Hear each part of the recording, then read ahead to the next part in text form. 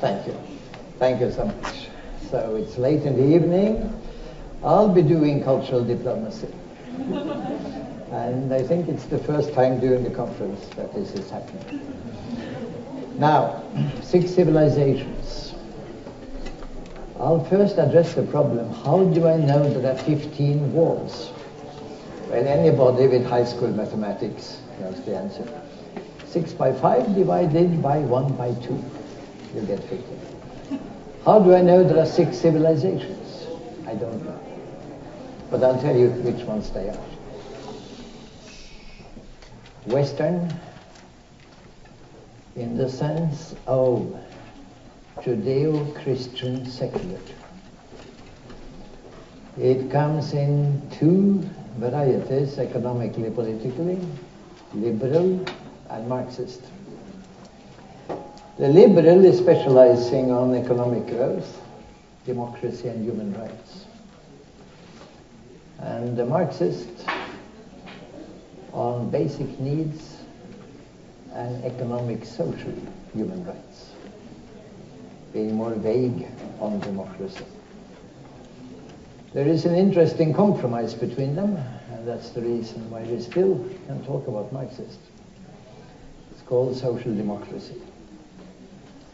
The welfare state, the liberal model in itself has no safety net, no floor, no ceiling.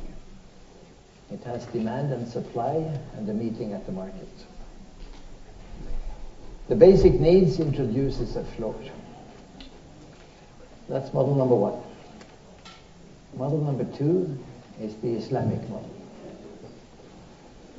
And now you see, the point is this, that you can talk about Islam as a religion, but you can also talk about it just like we talk about the West, as a development model.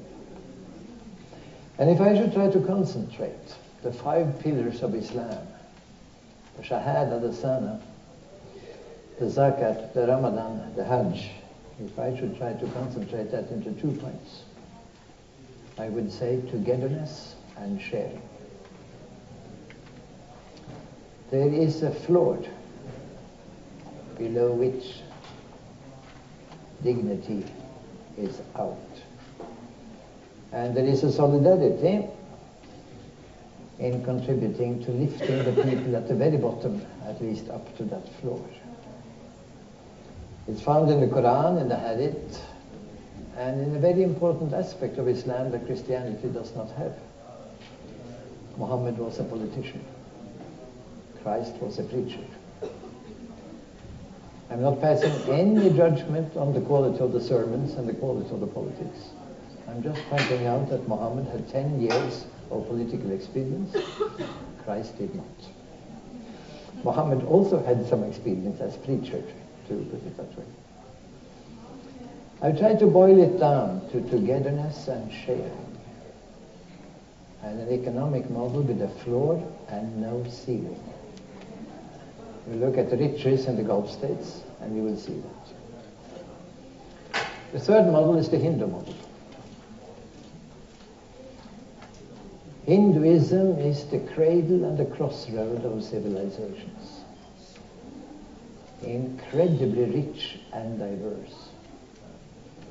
But it is marred by an aspect it never seems to get rid of. The caste system. That means that Hinduism chooses some people above others. The twice born. There's a heading for the samsara, or the reincarnation, and those who are not that endowed. And they are the lower castes and the casteless. There are very many. They may be calculated as 70%, 80% maybe of the population. That means it has as a religion, and it has not been able, in spite of all the work done for the Dalits, has not been able in the countryside to eliminate this distinction. The fourth civilization is the Buddhist. The Buddhist was a revolt against Hinduism for exactly that reason. Hinduism without caste, just like Islam is Christianity without Christology. A little bit simplified. Now, Buddhism was then evicted from India. It went to the south, to Sri Lanka, and it went to the east in the form of Hinayana Mahayana Buddhism. And if one should characterize Buddhism, spiritual development. Meditation is one approach. And for spiritual development to take place, you shall have neither too much, neither too little, nor too much. So suddenly we have a development model with the floor and the ceiling. If you have too little, you will think of nothing else. If you have too much, you will also think of nothing else. Namely fire, theft, depreciation of value, and so on. And if you have too many dollars, you will also have a problem. Because after the dot-com bubble, the housing bubble, the finance economy bubble of September 2008, Fort Knox has printed 2.5 times as many dollars as they were in circulation September 2008. Read Der Spiegel for this week for concrete information. It's inconceivable that that bubble will not burst. With a devaluation of, say, 1/3 to 1/2, I would assume before the end of 2011. If anybody wants to bet against me, do so, but I do not accept bets in dollars. Let me just make that very clear.